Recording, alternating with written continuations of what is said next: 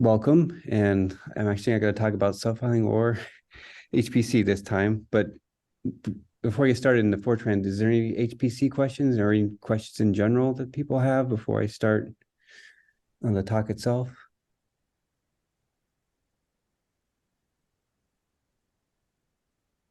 Okay, well, we'll probably have time afterwards if you think of something towards the end. So I'm going to talk about the Fortran wrappers in the HDF5 library. So kind of if you want to think about contributing to the Fortran library or getting involved in that aspect of it, this talk will hopefully give you an overview of how the library works, or the wrappers work in the library itself. So I've kind of have this diagram now of a high level of how the wrappers are built from configure to build time and then the actual source. So I'm going to concentrate on what happens during the configure and what happens during build. So what we start off with is now what both of these are, you can either talk about make or CMake. They're very similar. We try to use the same conventions between the CMake and the make file, and we try to keep the programs the same between the two. So I'll show you that a little later. But usually during configure, what we use it for both CMake is to first find out which Fortran features are available. So in the past, we had checked if certain Fortran 2003 options were available, but since we've now required Fortran 2003, we now look for other stuff like Fortran 2008, 2018 features that we might be able to use. And then we also get what integer types or kinds are available, and same with real kinds are available. And that's all fed then, if you go back to this chart. So this configure figures all that out, and then it feeds it into what we have. We have an include file that we include in the source itself, and there's two ones. So they have the .in, which is pre-processed by the config system, and we have a .h file. So I'll discuss what each of these files are. So you have the H5 Fortran type defines.h and H5 config. These are, let me just go to those real quick. Let's see. So basically, this way we can pass the defines into the Fortran. So if you include this include file in your Fortran code, you'll have these undefined, and when it processes, then you can skip certain parts of the Fortran code. So if you don't have subfiling, then you can skip those APIs and not try to compile them in. Or if you're not doing parallel, then you can define those out. And that's how we pass from the configure part to the actual source code. And then this just checks to see if what kind of size of is available, whether there's a C-long double, whether if the C-long double is the same as the regular double. And then we also check to see if we have some modules that are available. This should be available because it's 2003 now. And then we also find out max precisions that we find between both the C and the Fortran. So we can match the reals. I'll discuss that a little later. We get the size of the integer sizes, and then we check for the real kinds, the number of integers, and the integer kinds. So we store all this in, this is the input file. So when you run configure then, and if you now look at what that produces, let me go to,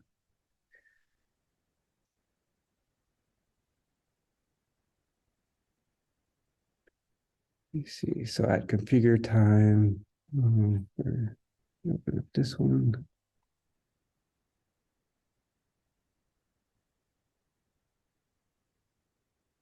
Build.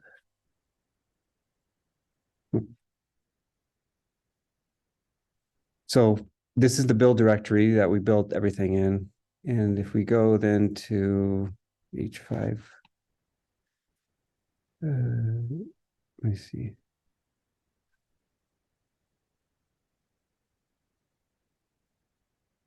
So here it defined everything that it found. So this So one means is defined. So this is now included in the source itself. That's passive defines. Then the other program that it uses, that it generates, let me go back to my picture here, is the Fortran types that are available. And what that looks like, if we go back to, let's see. Sorry, it's hard to have one screen.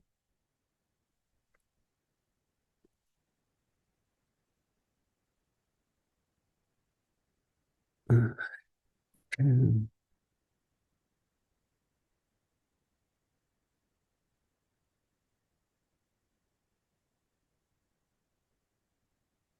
So this gives us the type of natives. So the kind that the native is for the integer, the size of that integer, the same for reals, then doubles. And then this also includes the number of integers, the number of kinds, it's a list. And then basically the long double information. So once that processed, then it will give you, if you look at the code, then how that's processed, it will give you H5 defines. So here it tells you what each of those is. So it's the size, the kind is 4, and the size is 4. So it gives you all this information. This is a list of available kinds. Actually, and I found a way to get rid of some of this stuff with using 2008 features. But for now, this is what it looks like. So after configure, then you'll have these two files created in your source directory.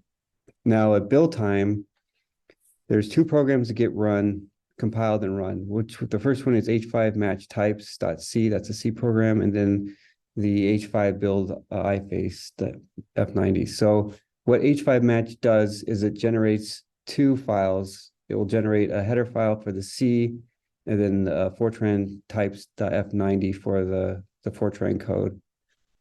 Basically, that what it does is tries to match the C types with the integer types. So if there's the native int, what does a native int in C mean for a native int in Fortran? And that gives the correspondence between the two. So let me see if we go to quickly look at H5 match types.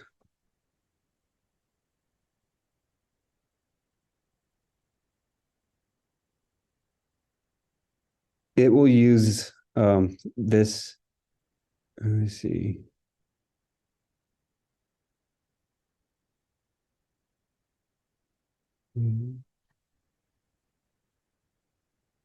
It will go through and generate those two codes, and it reads in all those available kinds, and then it essentially loops over each and tries to match. So what does an H size T mean in C? What's the equivalent to in Fortran? So it goes through all the kinds and tries to match each of those. So that's what H5 match does. And that then produces the question? Yeah, do I understand correctly that it is clear that for HDF5 defined types like H size T, it is we need to find, but for native types like integer, we have to find the size because Fortran may use some compiler options to make it, for example. Yeah, because the user could promote those to different, right? Right, that's why we need to match. Thank you. Yeah. Just for the record. Yeah, and so if we look at what that code generates, this again, that's in the source. So this, when you generate this, all this stuff is generated, so it's in your build directory. So it will, let's see.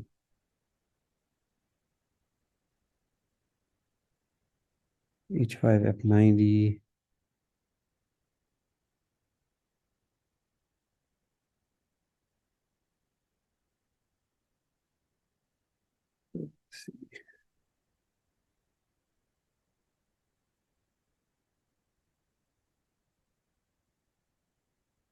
Actually, one other thing I'll go back to.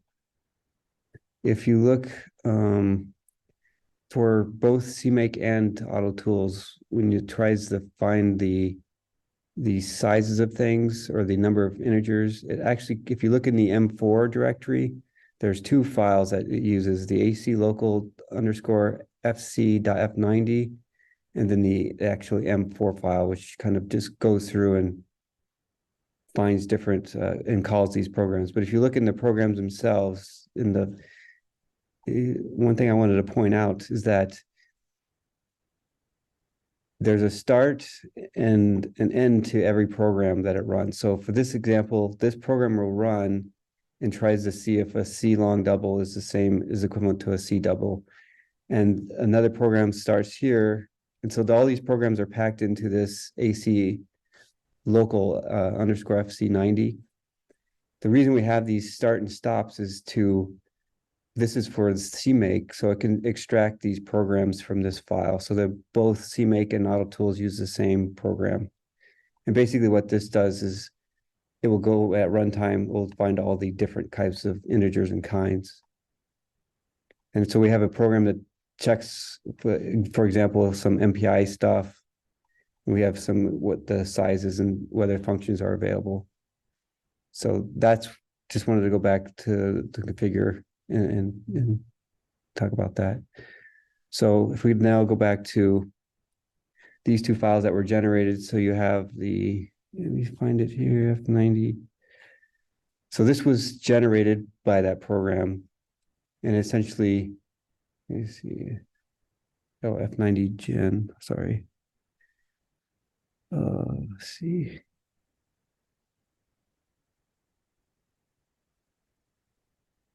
'90.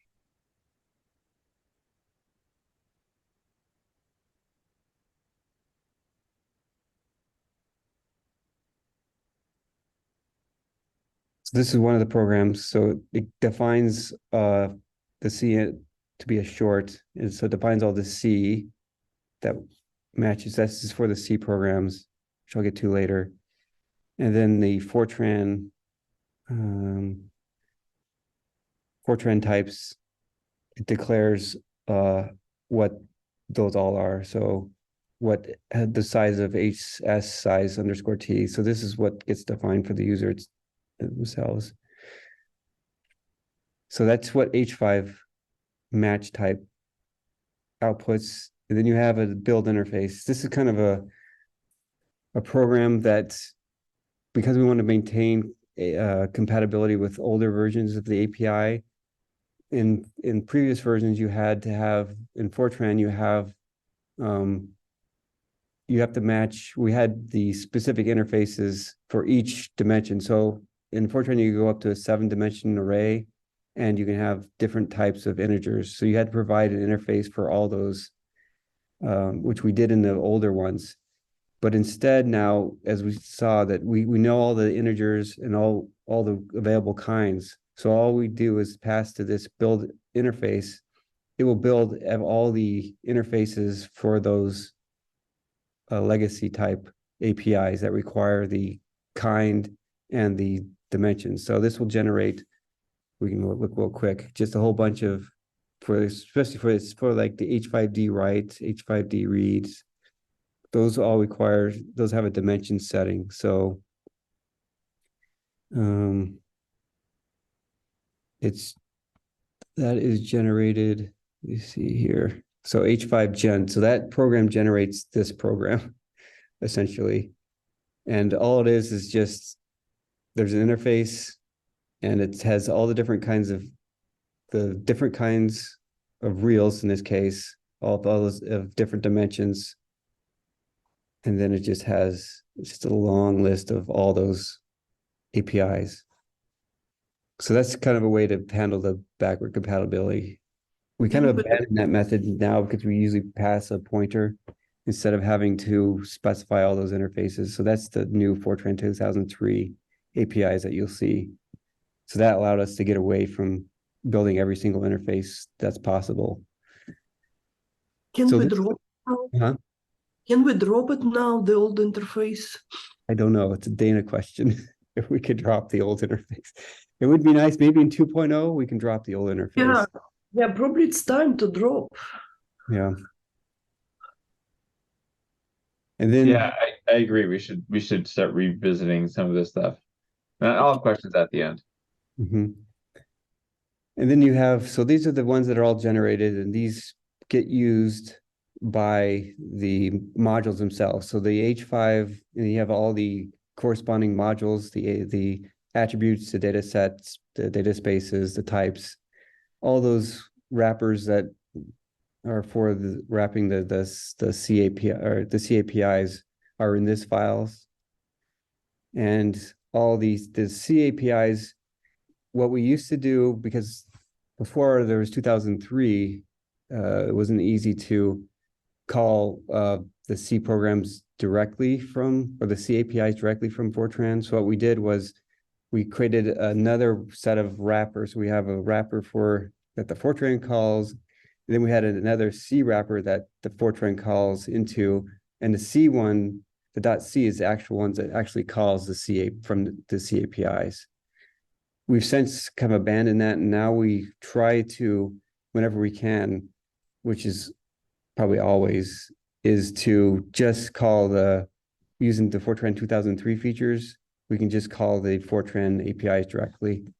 I can kind of give an example real quick, because I'm running out of time here, of what that, a typical example of what that would look like.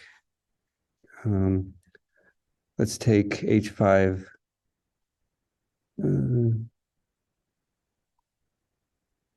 take H5.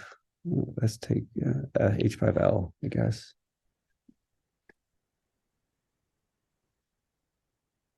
So here's an example for H5L copy underscore F. So this is the old way of doing it, where you have an interface in, you have the function itself, and then would be the wrapper that you would call, and you'd find this wrapper in the equivalent to it. So this is an H5LFF.F90. You'd find this in the H5LF.C program.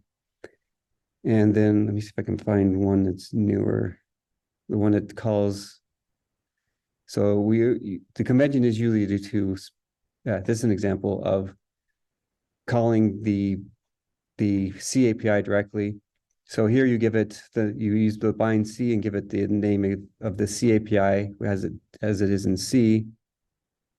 Sometimes you have to do stuff like you have to add the null character to the end of the name, which this was typically done on the C side, but now you do it in Fortran. You get the defaults, and now you can just call this is calling the C API directly from the Fortran, which is much easier. So we don't have to worry about the C wrappers. And then you have an interface and you pass by value, or depending on what the C is expecting. And so this is all you really needed to do to add a new API to it. I think that's a high level overview. I don't think I missed anything. Hopefully it's because you a high level picture of what is involved in at least adding a new API. I mean, there are different, I don't know if I should get into, when you initialize the library, when you're in Fortran, you have to call h5 init. What that does, and you can look in the program itself, is it will assign then let me go to that real quick. I'll just discuss that. H5.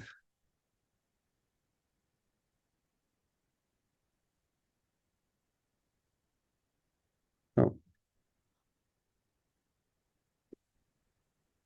F90, where is it? Give me a second here, find it.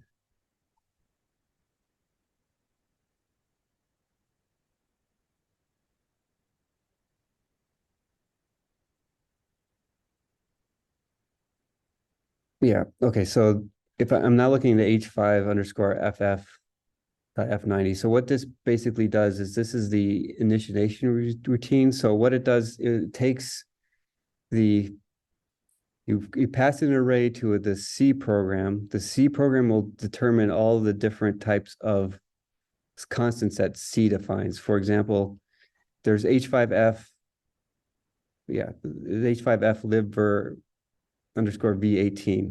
So we want to know what this is from the C API, what value that is. So what we do is we call we pass an array. This is the array that we pass in to the C program, which is h5_f.c.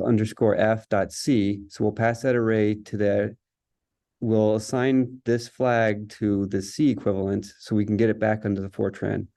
So when you call h5init, that's what it's doing. It's getting all these variables back from the C so it can set the correct value.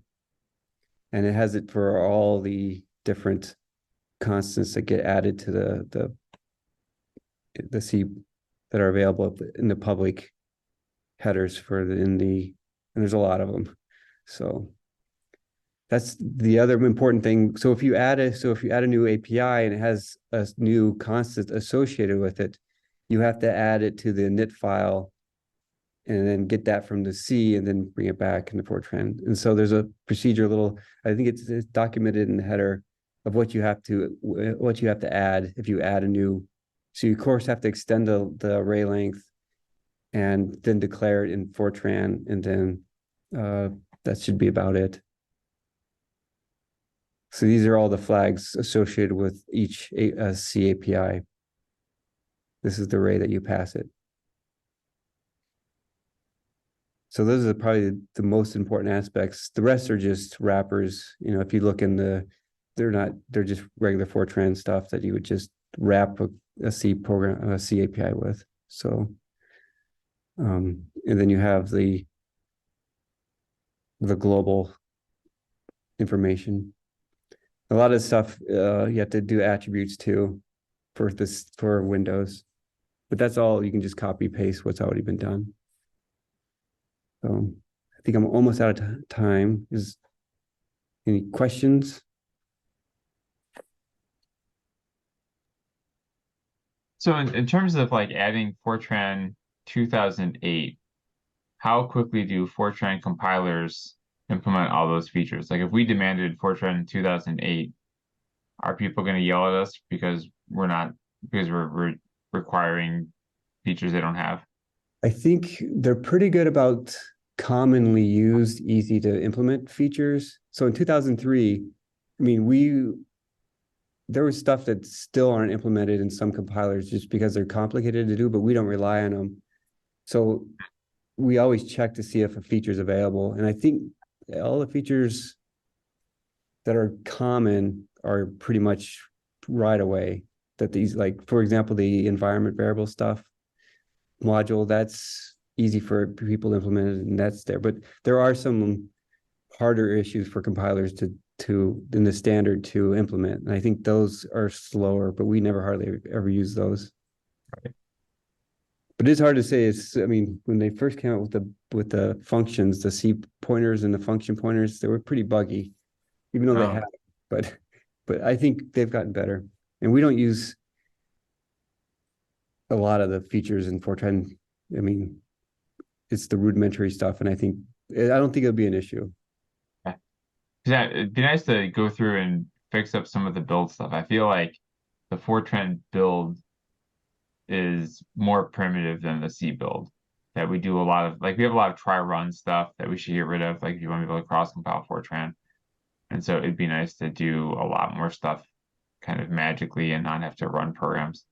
We would be, yeah, if we can get rid of the older interfaces where we don't have to know that we have to generate all those different interfaces for different kinds, and we don't need to know that ahead of time, that might help. Mm-hmm. Yeah, but you will still need to run some, right? Like, yeah, you'll have to run something because Fortran is very strongly typed. It's a typed language. You can't just, unless I mean, like I said, if we go to more object-oriented where you have generic interfaces, but would really break API compatibility. Right.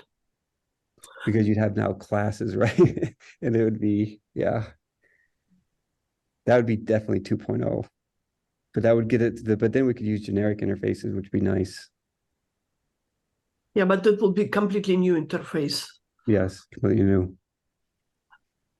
Scott, and you had some document at some point, right, where all this process was described. Yeah, but that was pretty I mean, the object-oriented stuff was pretty new back then. I think it's matured a lot since that was released, and they've made a lot of improvements to it.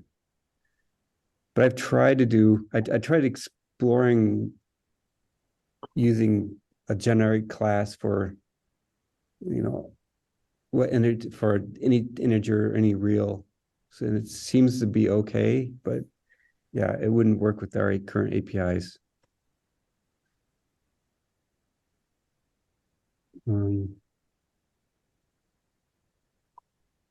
But I did look, I have started a branch F08 to see, I know I could get rid of a lot of these stuff that we, in the match stuff, that we don't need anymore. So I know I can get rid of that, and I know I can get rid of detecting since 2008, you can get the number of kinds of integers and reals and all that stuff now that we're using in configure, we can get all that information from the module itself. So we don't need to find that information either or store it either. Wow. So I have started looking at simplifying at least that aspect. But to completely get rid of the try runs, we'd have to go a different direction. We'd have to be more object oriented or generic interfaces in Fortran, which is doable. It's just. But still, even for generic interfaces, then you will have to call and match to C, because generic interface just hides all these types, right? It's just doing overloading. Yeah, but we're trying to pass pointers, right? So it won't really care for the most part. Yeah, but for types, you still probably have to care. No, In 'cause there's no buffer. well, there's no interface that would be required a different type. Not that I can think of, at least.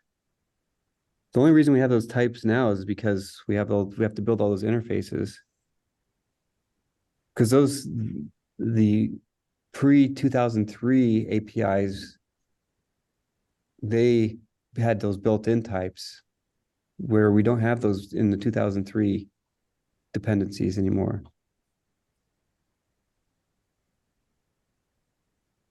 I could be wrong, but I think we could get away with not knowing all the types. Yeah, but how, for example, if you use H5 native int and it is in 8 and Fortran and you're passing it to C, it has to know that it will be int 64. Yeah, you'd have to change it in your API. So yeah, class would have to know that, but yeah, I don't know. I haven't looked into it. I think it'd be very hard to not have a try run during configure to get information between the C and the Fortran. But it would be nice to get rid of all this. It's too complex. Yes.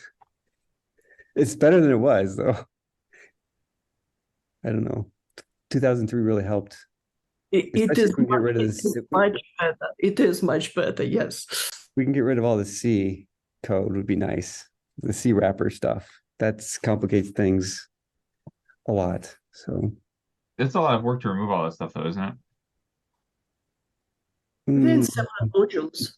Yeah, it's not. It's a lot of work, but it's not Complicated work. It's busy work, yeah. Yeah. Because you've been like doing that for a long time and it's been slow. I haven't, yeah, but I made it. I mean, the only time I really made it was to the async calls, because async I didn't want to write all those wrappers for that. So I did update all the async ones to just use the Fortran wrappers and got rid of all the C. So that was a major push to get rid of the C. That's the last time I've done it. I've just not gone through all the APIs. There's like 200 of them. So if I get a week, I guess I can do it.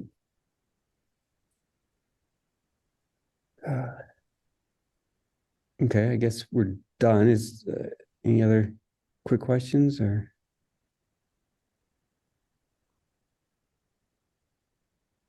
So now other people are going to develop the Fortran, they're experts. But it's still an important language for certain fields, right? Like, and it is a really easy language to learn compared to other languages, I think. So, To me, the thing that's complicated is it's not the language itself, it's understanding what all the infrastructure under the hood does. Right, like so mod files, where do they go? How are they found? Right. I mean, we learn all that stuff for C in terms of like header paths and stuff like that. But with Fortran, there's a bunch of new stuff, Yeah, right? Like integers can get promoted.